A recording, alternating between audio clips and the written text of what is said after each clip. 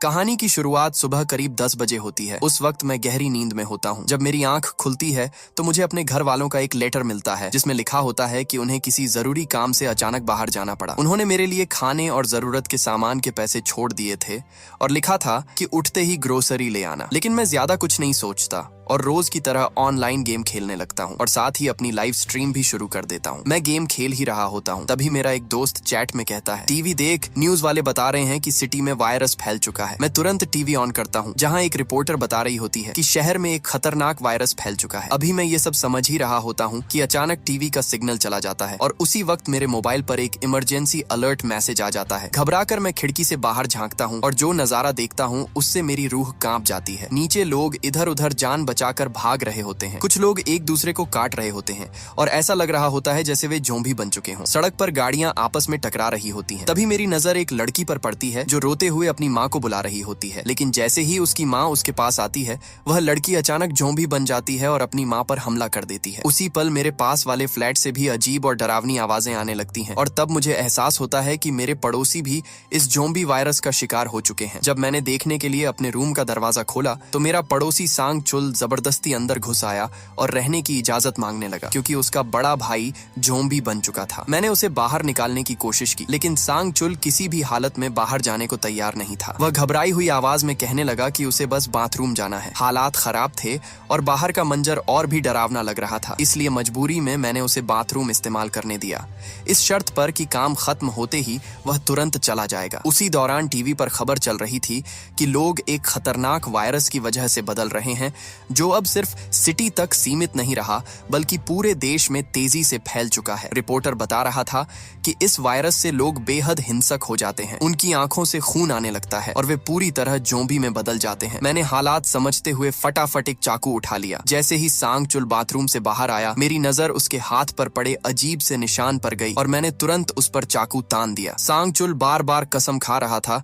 कि वह ठीक है और उसे कुछ नहीं हुआ है, लेकिन तभी उसकी आंखें लाल होने लगीं, नसें काली पड़ने लगीं और उसका शरीर झटके खाने लगा। अगले ही पल वह चिल्लाया और उसने मुझ पर हमला कर दिया। मैंने किसी तरह खुद को संभालते हुए उसे अपार्टमेंट से बाहर धकेल दिया। मैंने पूरी ताकत से दरवाजा जोर से बंद कर लिया। दरवाजे के छेद से बाहर झांकने पर मैंने देखा कि एक बड़ा ज़ोंबी सांग चुल पर टूट पड़ा है और उसे घसीटते हुए ले जा रहा है। कुछ ही सेकंड में दरवाजे के नीचे से खून बहता हुआ मेरे अपार्टमेंट के अंदर आने लगा। इसके बाद मैंने फ्रिज को खिसकाकर दरवाजे के सामने लगा दिया ताकि ज़ोंबी अंदर न आ सके। मैं लगातार अपने परिवार को कॉल करता रहा लेकिन मोबाइल में नेटवर्क ही नहीं था। थोड़ी देर बाद मेरी माँ का मैसेज आया जिसमें लिखा था कि वे सब सुरक्षित हैं लेकिन अभी घर नहीं लौट सकते। उन्होंने मुझे अंदर ही रहने और खुद को सुरक्षित रखने को कहा। टीवी पर खबर चल रही थी कि लोगों के पास कम से कम 60 दिनों का खाना और पानी होना चाहिए। यह सुनकर मुझे अफसोस हुआ कि मैं पहले ग्रोसरी लेने दुकान नहीं गया। मैंने अपने पास मौजूद खाने को गिनकर उसे सोच समझकर इस्तेमाल करने का फैसला किया। फिर मैंने एक कागज पर लिखा जिंदा रहना है और उसे अपने परिवार की फोटो के पास रख दिया। अगली सुबह टीवी पर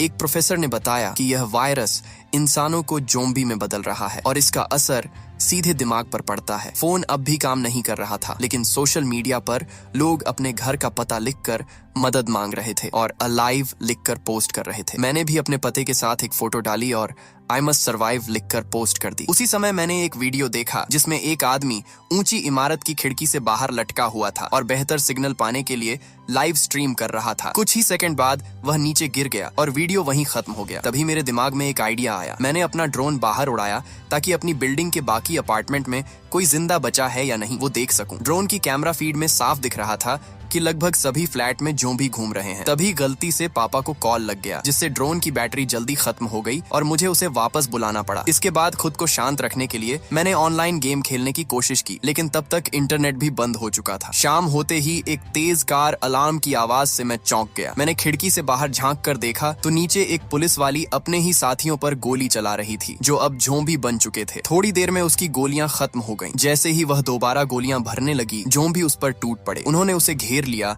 और घसीटते हुए ले जाने लगे। मैंने ज़ोंबियों का ध्यान भटकाने के लिए उन पर चिल्लाया, लेकिन वे बस एक पल के लिए रुके और फिर दोबारा उसी पुलिस वाली पर टूट पड़े। तभी कल वाला बड़ा ज़ोंबी मेरे दरवाजे को बुरी तरह पीटने लगा और दरवाजा खोलने की कोशिश करने लगा। मैंने उसे पीछे धकेलने की पूरी कोशिश की, मगर वो मुझसे कहीं ज्यादा ताकतवर था और उसने फ्रिज को धक्का देकर दरवाजा खोल दिया। मजबूरी में मैं बालकनी की तरफ भागा और नीचे कूदकर बालकनी से लटक गया। ज़ोंबी मेरे पीछे आया, लेकिन रेलिंग से फिसलकर नीचे गिर गया, जबकि मैं किसी तरह सुरक्षित लटका रहा। तभी मैंने नीचे देखा तो ज़ोंबियों का झुंड मेरी तरफ ही देख रहा था और उनमें वो पुलिस वाली भी थी जो अब ज़ोंबी बन चुकी थी। यह देखकर मैं तुरंत ऊपर चढ़ गया और सबसे पहले दरवाजा बंद किया, लेकिन अंदर का नजारा देखकर मैं बुरी तरह टूट गया, क्योंकि ज़ोंबी के घुसने की वजह से मेरा ज्यादातर खाना खराब हो चुका था। उस रात मैंने अपने फॉलोअर्स के लिए एक वीडियो रिकॉर्ड किया और बताया कि मैं कितना डरा हुआ हूँ। 7वें दिन मैंने पापा की शराब पीनी शुरू कर दी और खिड़कियों पर कागज चिपका दिए ताकि बाहर से कोई मुझे न देख सके। टीवी पर बताया गया कि संक्रमण खून के संपर्क से फैलता है, यानी अगर कोई कांटे जाने से बच जाए तो जिंदा रह सकता है। ज़ोंबी बनने के बाद उनमें बहुत ताकत आ जाती है और उनकी इंद्रियां तेज हो जाती हैं। एक खाने की एड देखकर मैंने नूडल्स का एक कटोरा खा लिया। खाते वक्त गलती से मेरा हाथ पानी की बोतल से टकरा गया और पानी टेबल पर गिर गया। तभी मेरी नजर उस पोस्ट-इट पर पड़ी जिस पर लिखा था कि यही मेरा आखिरी खाना है। मैंने नल से हाथ धोने की कोशिश की, लेकिन पूरे अपार्टमेंट में पानी बंद था। मजबूरी में मुझे टेबल पर गिरा वही पानी पीना पड़ा। 10वें दिन मैंने एक और वीडियो रिकॉर्ड किया और बताया कि टीवी पर आने वाले मैसेज मुझे परेशान कर रहे हैं, जिनमें बस घर के अंदर रहने को कहा जा रहा है। मैं बाहर निकलना चाहता था, लेकिन बाहर अब भी ज़ोंबी भरे पड़े थे। तभी मुझे याद आया कि एक इमरजेंसी ऐप में रेडियो फीचर होता है जिसमें ऑडियो जैक को एंटीना की तरह इस्तेमाल किया जा सकता है, लेकिन मेरे पास सिर्फ वायरलेस ईयरफोन थे। 15वें दिन खुद को संभालने के लिए मैं अपार्टमेंट में अकेले नाचने लगा। तभी मुझे एक आवाज सुनाई दी और एक पल के लिए मुझे लगा कि मेरा परिवार वापस आ गया है, लेकिन यह खुशी सिर्फ कुछ सेकंड की थी, क्योंकि अगले ही पल मुझे समझ आ गया कि मैं सपना देख रहा था। मैं पूरी तरह टूट गया और जमीन पर गिरकर रोने लगा। तभी अचानक एक वॉइस मैसेज आया और मैं खुश हो गया, क्योंकि वो मेरी माँ का वॉइस मैसेज था। मैसेज में वो मुझे घर के अंदर रहने को कह रही थी, लेकिन इंटरनेट अच्छा ना होने की वजह से मैं पूरी बात सुन नहीं पाया। उस वीडियो वाले आदमी की तरह मैंने भी सेल्फी स्टिक उठाई और बालकनी में खड़ा होकर मैसेज सुनने लगा, जबकि नीचे ज़ोंबी मेरे गिरने का इंतजार कर रहे थे। अब मैं मैसेज अच्छे से सुन पा रहा था, लेकिन तभी बैकग्राउंड में ज़ोंबियों की चीखें सुनाई दी और वॉइस मैसेज वहीं खत्म हो गया। ये सुनकर मुझे एहसास हो गया कि मेरा परिवार अब इस दुनिया में नहीं रहा। ये सुनकर मैं पूरी तरह टूट गया और लिविंग रूम की सारी चीजें तोड़ने लगा, लेकिन इससे भी मेरा गुस्सा कम नहीं हुआ। मैं बाहर निकला और एक ज़ोंबी को गोल्फ क्लब से तब तक मारता रहा जब तक कि वह मर नहीं गया। उसके बाद मैं जोर से चिल्लाया। मैं थोड़ा आगे बढ़ा, तभी मुझे ज़ोंबी बना हुआ सांगचुल दिखा, लेकिन मेरे चिल्लाने की वजह से ज़ोंबियों का पूरा झुंड मेरी तरफ आने लगा। मैं लिफ्ट की तरफ भागा, लेकिन लिफ्ट में भी ज़ोंबी भरे हुए थे। मैं वहां से भागा और डरकर एक जगह छुप गया। झुंड के चले जाने के बाद मैं धीरे धीरे अपार्टमेंट की तरफ बढ़ने लगा, लेकिन तभी एक ज़ोंबी मेरे पीछे आ गया। अच्छी बात यह थी कि उसकी आंखें नहीं थीं, जिसकी वजह से वह मुझे देख नहीं पा रहा था। इसलिए मैंने उसके दूर जाने का इंतजार किया और मौका मिलते ही जल्दी से अपने अपार्टमेंट में घुस गया। जैसे ही मैंने दरवाजा बंद किया, ज़ोंबी आवाज सुनकर बाहर इकट्ठा हो गए। 20वें दिन रात को मैं धमाकों की आवाज सुनकर खिड़की की ओर दौड़ा और मुझे पता चला कि शहर पर बम गिराए जा रहे हैं। यह सोचकर कि शहर में अब कोई जिंदा नहीं बचा है, मैं अंदर से पूरी तरह हार मान गया। इसके बाद मैंने एक वीडियो बनाया जिसमें मैंने सिर्फ हेलो और गुड बाय कहा और मैं सुसाइड करने की कोशिश करने लगा। लेकिन तभी अचानक खिड़की से एक लेजर लाइट मेरे चेहरे पर आई और फिर मेरे अपार्टमेंट में एक बोर्ड पर लिखे नो शब्द पर रुक गई। मैं खुद को छुड़ाने की कोशिश करने लगा और तभी मेरी रस्सी टूट गई। उसके बाद मैंने उन शब्दों को पढ़ा जिन पर लेजर पड़ रही थी। उन सभी शब्दों को मिलाकर वह अनजान शख्स मुझे बता रहा था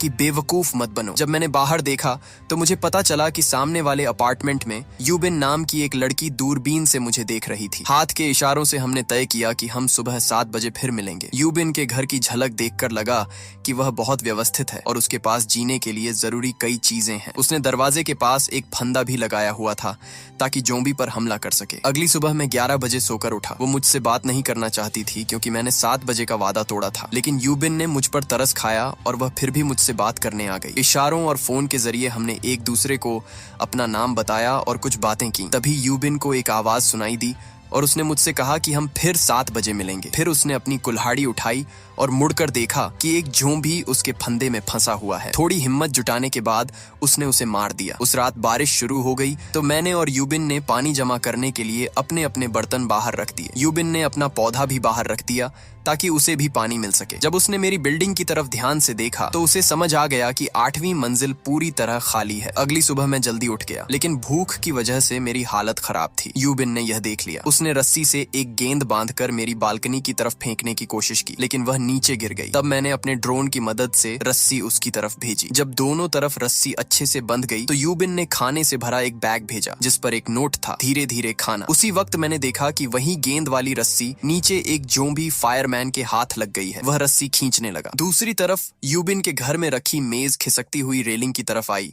और यूबिन से टकरा गई, जिससे वह बेहोश हो गई। मेज रेलिंग में अटक गई और फायरमैन रस्सी पर चढ़ने लगा। मैंने उसे रोकने के लिए खाली बोतलें फेंकी, लेकिन एक भी नहीं लगी। आखिरकार मैंने ड्रोन को बाहर भेजा और उसे फायरमैन के पास उड़ाकर गिराने की कोशिश की। ड्रोन उसके गाल से टकराया, जिससे वह और भड़क गया। वह ड्रोन पर हाथ मारने लगा, इसलिए मुझे बहुत संभल कर उसे उड़ाना पड़ रहा था। इसी बीच कुछ जोम्बी मेरे दरवाजे पर जोर जोर से मारने लगे। मेरा ध्यान भटका और ड्रोन नीचे गिरने ही वाला था, लेकिन मैंने समय रहते उसे संभाल लिया। तभी फायरमैन ने ड्रोन को पकड़ लिया और तोड़ दिया। इससे पहले कि वह ऊपर चढ़ पाता, यूबिन को होश आ गया। उसने पूरी ताकत से फायरमैन के हाथ पर वार किया। उसका हाथ कट गया और वह नीचे गिर पड़ा। उसके बाद यूबिन ने शीशे में अपनी चोट देखी और मैंने अपने फोन की स्क्रीन पर बड़े अक्षरों में हिम्मत रखो लिखकर दिखाया। कुछ समय बाद मैंने देखा कि मेरा खाना फिर से कम हो रहा है। अपने पैर और सिर को अच्छे से ढकने के बाद मैं आधी रात को चुपचाप अपार्टमेंट से बाहर निकला। गलियारों में बहुत सारी लाशें पड़ी थीं, जिनमें सांगचुल भी था। मैंने चुपचाप उसकी जेब से चाबियां निकाल ली। फिर मैं सांगचुल के अपार्टमेंट में गया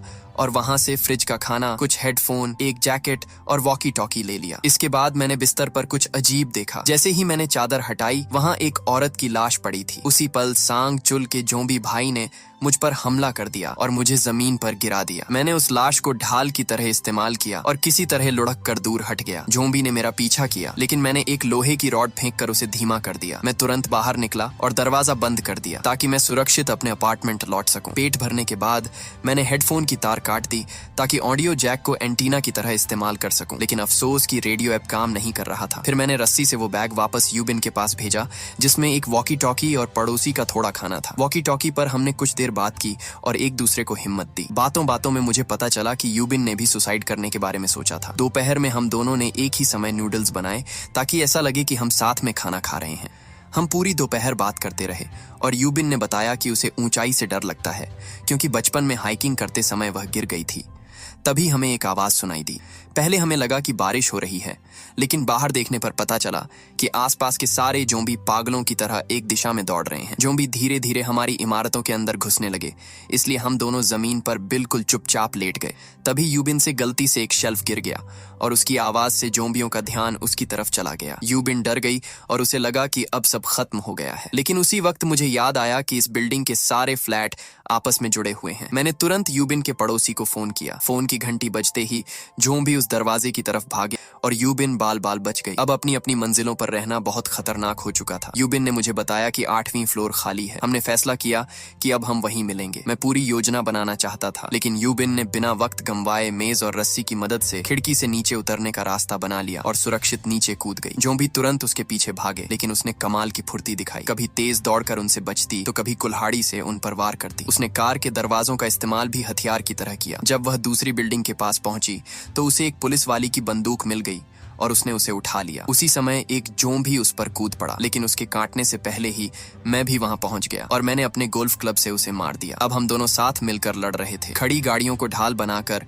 हम जोम्बियों से बचते हुए बिल्डिंग की तरफ बढ़े। अंदर पहुंचते ही हमने दरवाजा बंद कर दिया और कांच टूटने से ठीक पहले लिफ्ट में घुस गए। कुछ ही पल में हम 8वीं मंजिल पर पहुंच गए और किसी खुले अपार्टमेंट की तलाश करने लगे। तभी अचानक हमें एक आवाज सुनाई दी और हमें एहसास हो गया कि इन गलियारों में भी जोम्बी मौजूद हैं। यूबिन किसी खुले दरवाजे की तलाश में दौड़ी, जबकि मैंने जोम्बियों को रोकने के लिए गलियारे में पड़ा कुछ सामान रास्ते में गिरा दिया। उसी पल एक दरवाजा खुला और एक नकाबपोश आदमी बाहर आया। उसने यूबिन को खींचा और अपने अपार्टमेंट के अंदर कर लिया। फिर उसने जोम्बियों पर एक स्मोक बम फेंका ताकि मैं भी दौड़कर अंदर आ सकूं। उसने तुरंत दरवाजा बंद कर लिया। यूबिन थोड़ी सतर्क थी क्योंकि यह जगह खाली होनी चाहिए थी, लेकिन वह आदमी हमारे साथ अच्छा बर्ताव कर रहा था और उसने अपना खाना और पानी भी हमारे साथ बांटा। उसने एक बड़ी खबर भी दी कि इतनी ऊंची मंजिल पर होने की वजह से उसे कभी कभी रेडियो सिग्नल मिल जाता है। उसने सुना था कि जल्द ही एक रेस्क्यू टीम आने वाली है। यह सुनकर हम दोनों बहुत खुश हुए, लेकिन तभी अचानक मुझे चक्कर आने लगे और मैं बेहोश हो गया क्योंकि उस आदमी ने हमारे पानी में नशीली दवा मिला दी थी। यूबिन ने सिर्फ एक घूंट पिया था, इसलिए उसे बस हल्का नशा हुआ था। उस आदमी ने उसके हाथ बांध दिए और उसे घसीट कर दूसरे कमरे में ले गया, जहां उसने उसे अपनी झोंबी बनी पत्नी के साथ बंद कर दिया। दीवारों पर लगा खून चीख चीख कर बता रहा था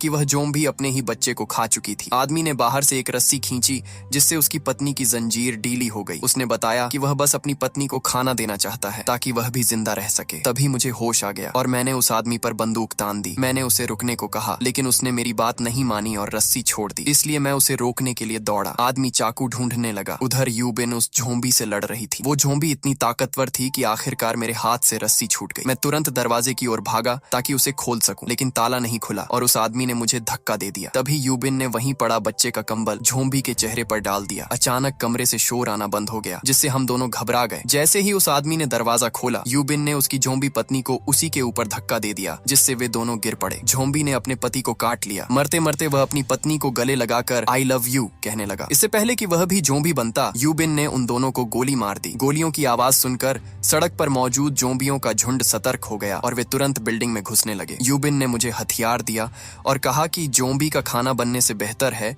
कि हम इंसान की तरह मरें। इसलिए हम दोनों ने फिर से सुसाइड करने का फैसला किया। रोते हुए मैं गोली चलाने ही वाला था, तभी हमें एक आवाज सुनाई दी। हमने देखा कि आखिरकार रेस्क्यू हेलीकॉप्टर आ चुके थे। जिंदा रहने का फैसला करते हुए हम दोनों ने गलियारे में एक और स्मोक बम फेंका और जोम्बियों को धक्का देकर सीढ़ियों की ओर भागे। लेकिन एक बड़ा झुंड जल्दी ही हमारे पीछे आ गया और उसने यूबिन को पकड़ लिया। वह कुल्हाड़ी से अपना बचाव कर रही थी और मैंने एक साइकिल उठाकर उनका रास्ता रोक दिया, जिससे यूबिन उस झुंड से निकल पाई। मैंने उसे छत पर जाने को कहा, जबकि मैं जोम्बियों को रोकने की कोशिश कर रहा था। यूबिन जल्दी से ऊपर पहुंची, लेकिन उसे हेलीकॉप्टर दिखाई नहीं दिए। बहुत धक्का मुक्की के बाद मैंने जोम्बियों को कुछ सीढ़ियां नीचे धकेल दिया और ऊपर भागा। मैंने छत का दरवाजा बंद कर दिया और उसे ब्लॉक कर दिया। जब मुझे समझ आया कि हेलीकॉप्टर आसपास नहीं है, तो मैं और यूबिन रोते हुए चिल्लाए, हम अभी जिंदा हैं। तभी जोम्बियों का झुंड दरवाजा तोड़कर हमारी तरफ भागा। मैंने गोलियां चलाई, लेकिन गोलियां खत्म होने तक सिर्फ कुछ जोम्बी ही गिरे। तभी अचानक नीचे से एक हेलीकॉप्टर ऊपर आया। सैनिकों ने जोम्बियों को रोकने के लिए